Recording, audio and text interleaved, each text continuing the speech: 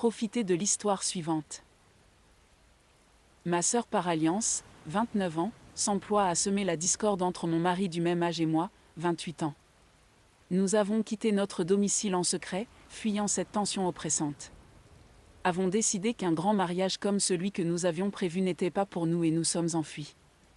Ma famille a très bien réagi dès le départ, j'ai une excellente relation avec eux et ils ont compris d'où je venais, une acceptation totale.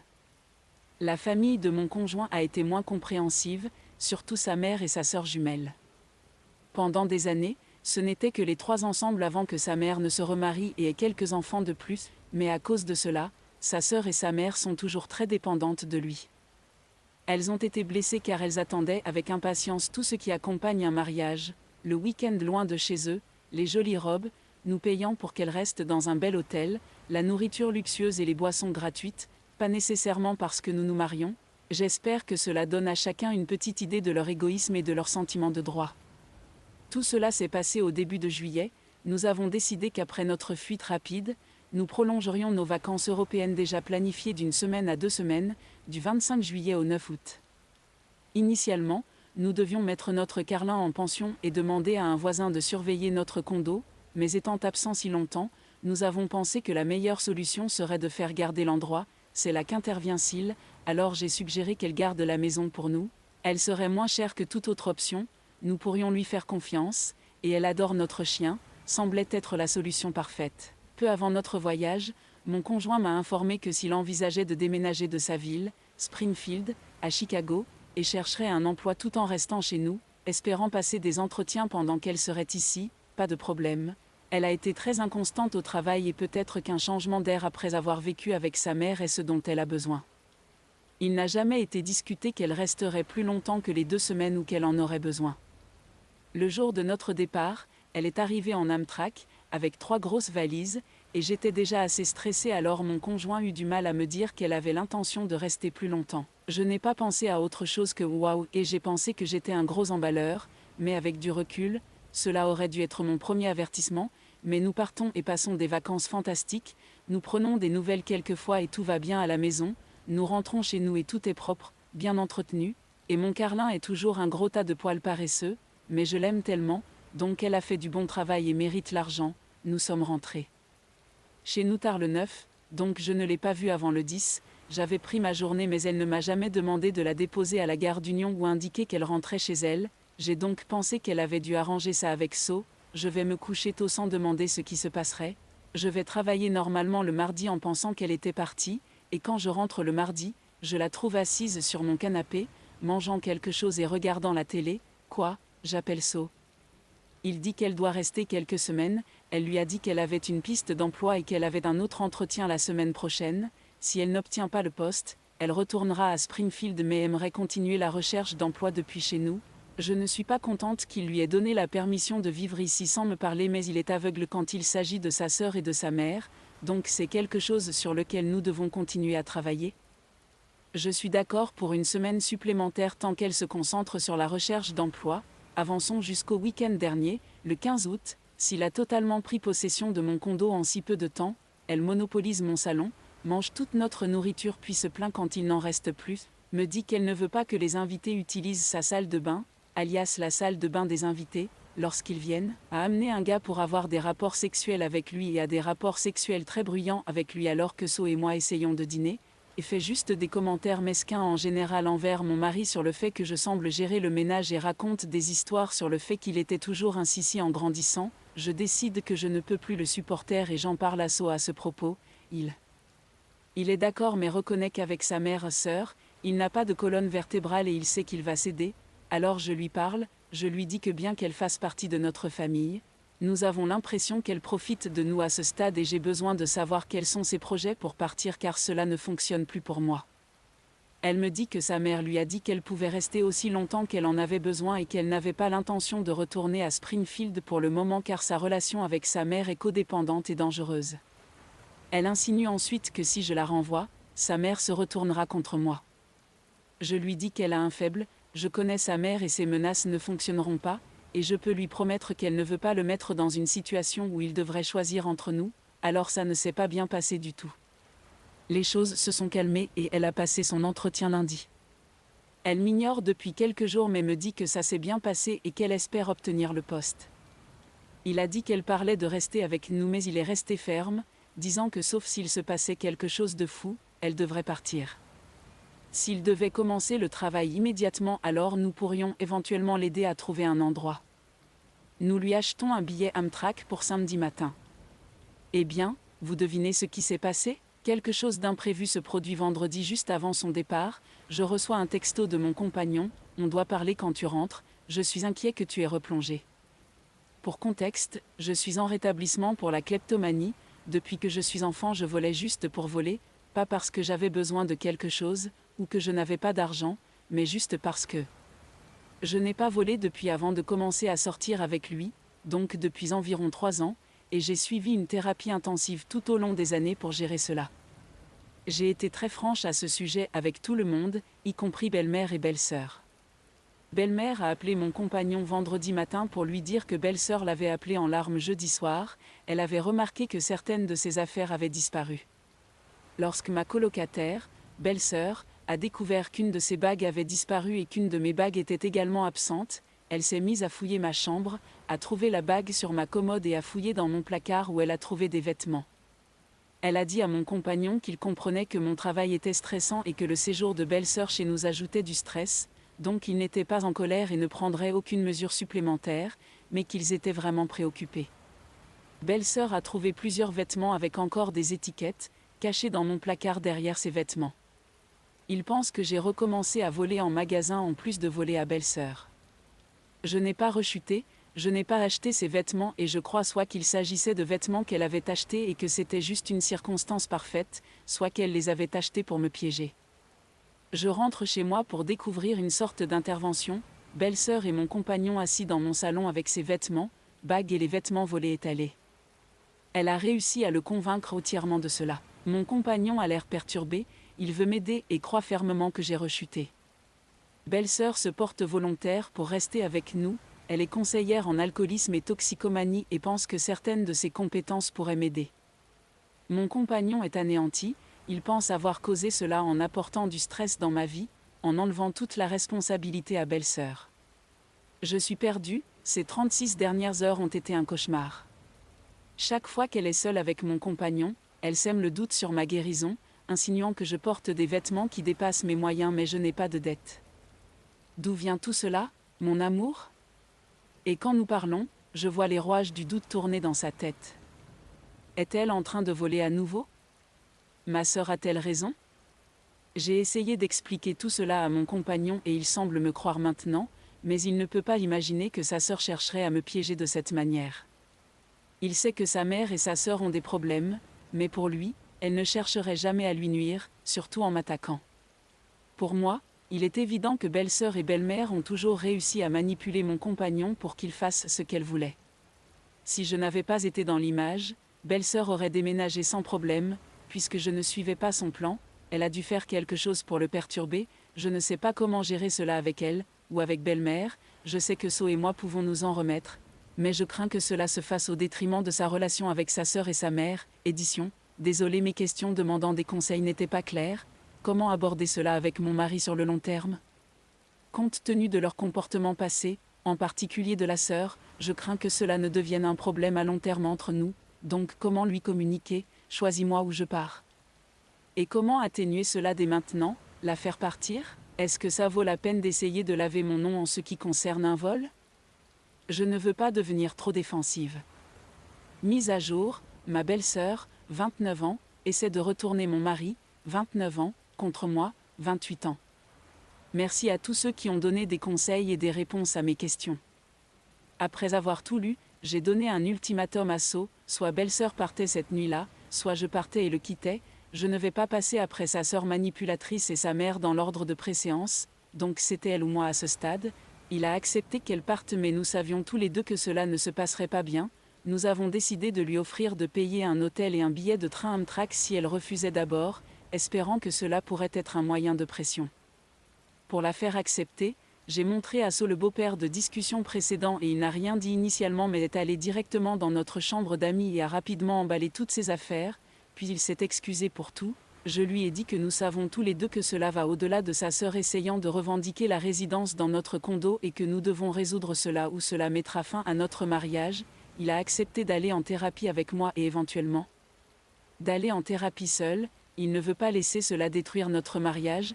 Nous avons eu une discussion très franche sur ma guérison. Je lui ai expliqué que si je volais à nouveau, cela serait évident car nous aurions des choses aléatoires à la maison que nous n'aurions pas. Avant cela, je n'aurais pas pu me retenir à seulement quelques chemises si je rechutais. Il a été vraiment compréhensif et désolé. Il faisait confiance à sa sœur en raison de son expérience avec les addictions mais semblait comprendre que c'était juste de la manipulation de sa part. Elle a fini par montrer plus tard dimanche, entrant dans le condo comme si c'était juste un jour normal. Il lui a fallu à peine une minute pour voir ses sacs, alors il a poussé ses sacs dans le couloir et quand elle a essayé de les récupérer, il les a enfermés tous les deux dehors. Je les ai laissés seuls car il devait le faire seul, sans moi. J'entendais ses pleurs et je sais qu'il lui a proposé de l'emmener dans un hôtel et de payer pour son train. Elle lui a dit d'aller se faire foutre. Après un moment, elle a commencé à faire une crise dans le couloir et sanglotait assez fort pour que tout l'étage puisse probablement l'entendre.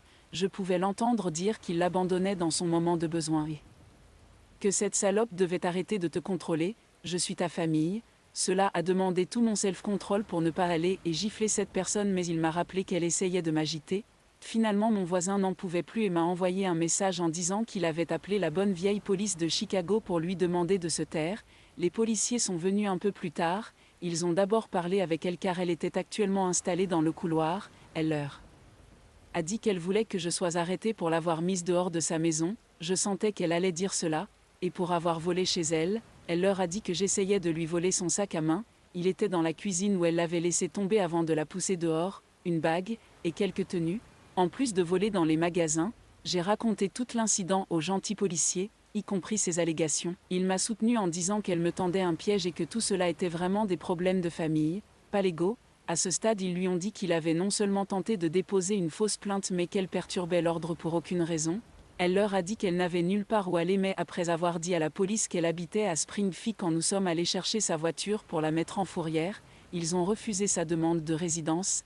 Les flics nous ont dit que comme elle prétendait n'avoir pas d'argent, n'avait pas de voiture, et que sa résidence était tellement loin que nous avions deux options car nous ne pouvions pas simplement la mettre dehors sans nulle part où aller, soit on la laissait rester jusqu'à ce qu'elle puisse organiser une méthode à domicile, autrement dit on lui achetait un billet de train pour demain, soit on la ramenait à la maison sur le champ, mais il n'y avait qu'une seule façon qu'il pouvait garantir.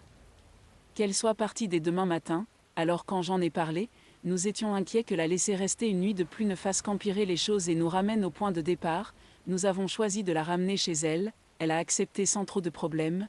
Je pense que les flics lui ont fait réaliser que son petit plan était terminé. Le début du trajet a été assez horrible, elle a pleuré pendant la première heure, a mis la culpabilité à fond, il lui a causé tellement de stress. Il ne se soucie pas d'elle, ne peut-il pas voir ce que je suis en train de faire? Elle ne fait que veiller sur lui, ils sont jumeaux, leur lien est plus fort que le nôtre, et je ne veux pas d'enfant, alors comment pourrait-il vouloir rester avec moi? Je dois admettre que j'ai un peu alimenté la situation en la traitant de nom, délirante, salope stupide, folle, mais j'étais arrivé à mon point de rupture, pas mon moment le plus fier. Après un moment donc j'ai mis un livre audio et je l'ai tout simplement ignoré, ce qui a fonctionné. Elle a dormi le reste du temps tandis que Donk et moi étions tous les deux pleins d'anxiété. Quand nous sommes arrivés chez Mills, il était environ 2 heures du matin et nous l'avons déposé sans incident. Belle-mère nous appelle alors que nous sommes à environ 15 minutes de distance, dit donc que je suis un cancer pour leur famille et lui a dit qu'il devait me tenir tête et choisir sa famille. Pour une fois, complètement délirant, il a dit à sa mère qu'il m'avait choisi et qu'il était désolé qu'elle pense qu'ils doivent choisir entre l'un ou l'autre mais c'était elle qui avait fait ce choix, pas lui. En rentrant, So s'est confié sur tout. Apparemment son enfance maltraitée va bien plus loin qu'il n'avait partagé auparavant. Belle-sœur le harcelait régulièrement physiquement et mentalement, but lorsqu'il parlait à sa mère, elle le blâmait, il a convenu qu'il pensait que la distance était suffisante pour gérer tout cela, mais il a besoin de plus que ça, il doit aussi accepter que sa relation avec sa mère, sa sœur, ses demi-frères et son beau-père puisse être terminée. Il avait peur d'admettre à quel point c'était mauvais et je déteste que ce soit sa sœur qui ait dû se comporter ainsi pour que tout cela éclate au grand jour, c'est absolument déchirant.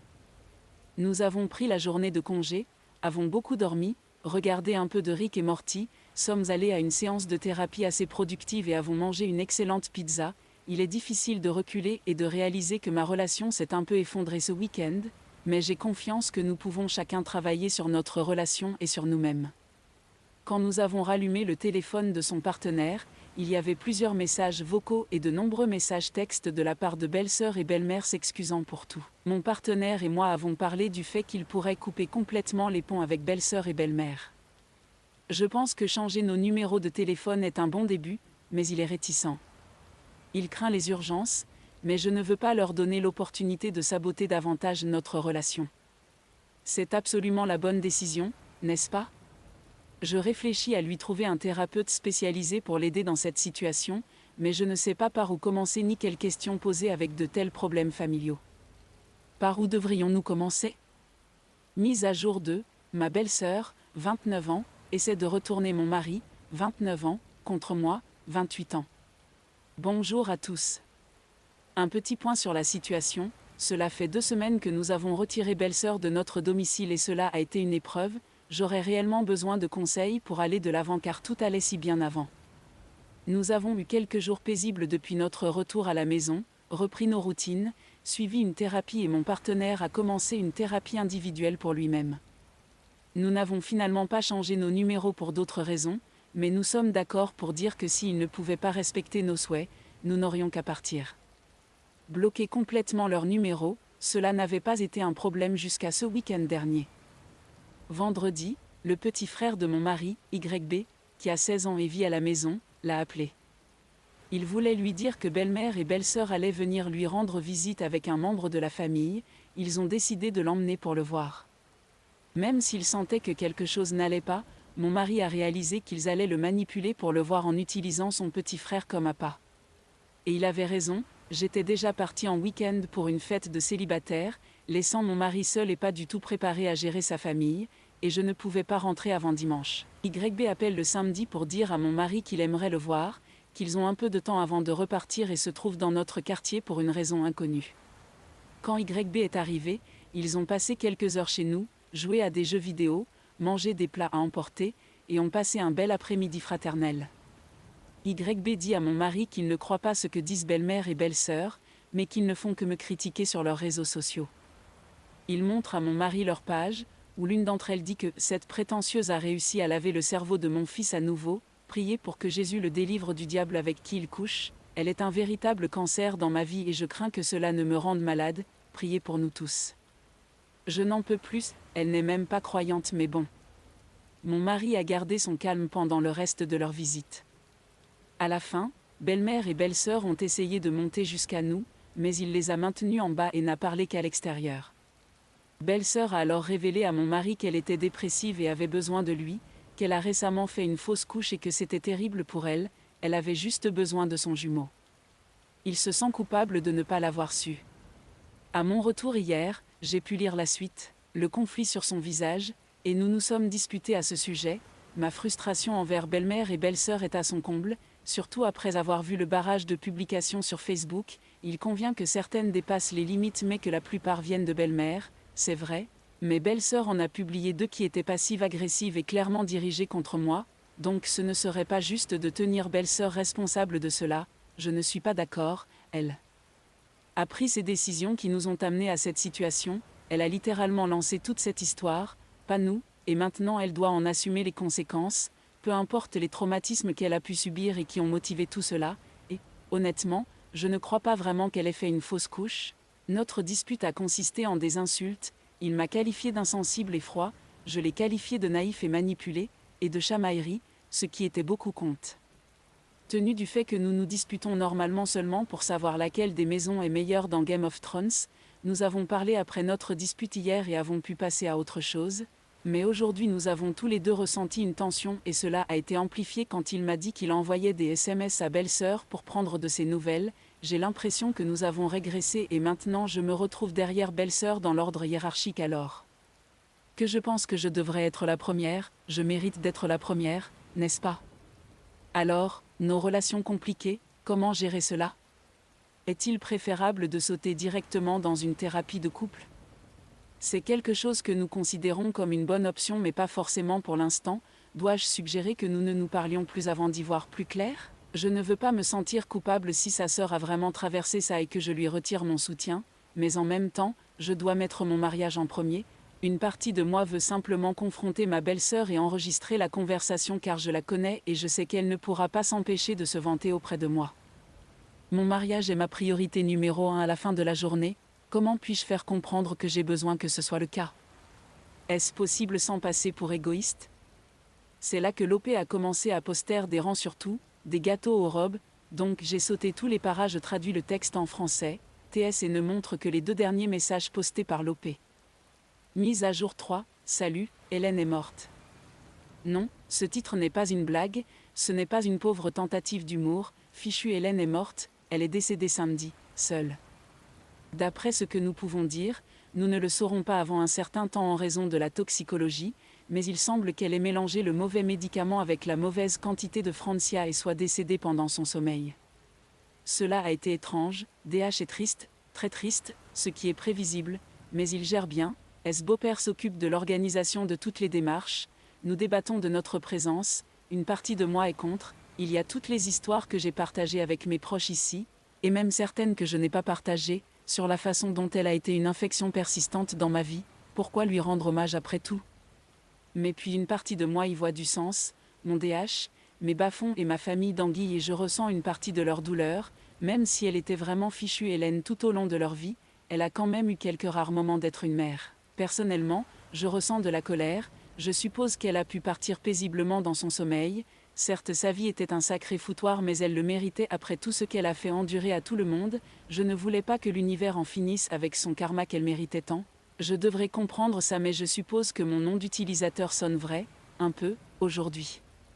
Ding Dong la méchante sorcière, fichue Hélène, est morte, j'espère que l'au-delà ressemble au bon endroit sauf qu'il fait extrêmement chaud donc elle est constamment en sueur et dégoûtante, désolé, je suis mesquin.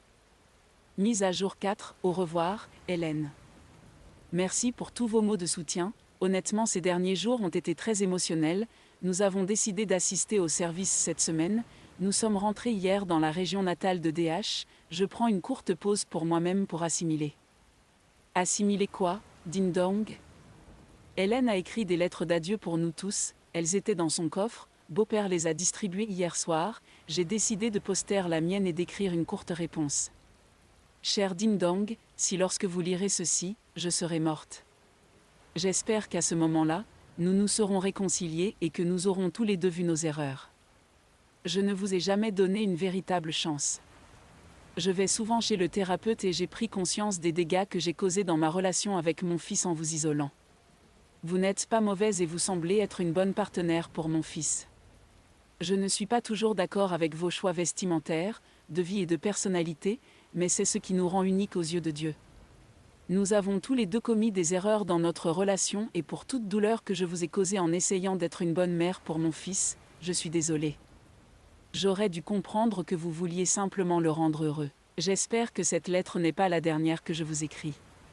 J'ai l'intention d'en écrire de nouvelles tous les 2 ans pour vous tenir au courant. J'espère pouvoir regarder en arrière avec tendresse dans 2 ans et rire de notre stupidité. Vous et moi devrions être amis, nous sommes toutes deux de belles et bonnes mères. Je regrette que nous ayons été en désaccord parce que vous ne voyez pas les choses comme moi. Prenez soin de mon fils et de mes petits-enfants, je veillerai sur vous. Avec amour, Hélène.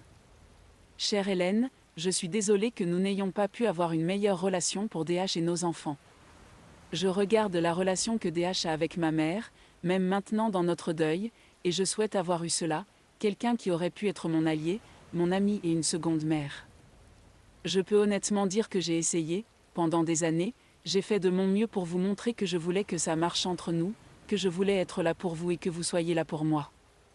Mais à chaque étape, vous avez lutté contre cela, vous m'avez puni d'exister, vous avez conspiré contre moi, vous m'avez embarrassé à maintes reprises et vous m'avez manipulé jusqu'au bout. Je peux dire que j'avais une réelle peur de ce que vous pourriez me faire, régulièrement. Personne ne devrait vivre ainsi. Je ne vous accepte pas votre excuse, votre décès ne la justifie pas. Vous étiez mauvaise, cruelle et irrespectueuse envers moi de façon constante. Vous ne me manquerez pas, je ne partagerai pas d'histoire te concernant avec mes enfants, tu ne le mérites pas, surtout, je vais aider DH à se rétablir, il mérite la guérison et la paix après une vie d'enfer. Va au diable, Hélène, sans amour, ding dong, j'ai pleuré en écrivant cela, ça fait tellement de bien, je vous aime tous. Sérieusement, les presque 3 années que j'ai passées ici ont été tellement utiles, je vais en thérapie, je vais surmonter cela, et j'espère devenir un commentateur sage comme beaucoup d'entre vous. Une dernière chose, je sais que tu détestes la chaleur, Hélène, alors j'espère que l'enfer sera aussi chaud que Chicago ce week-end multiplié par 10 000, pourri en enfer.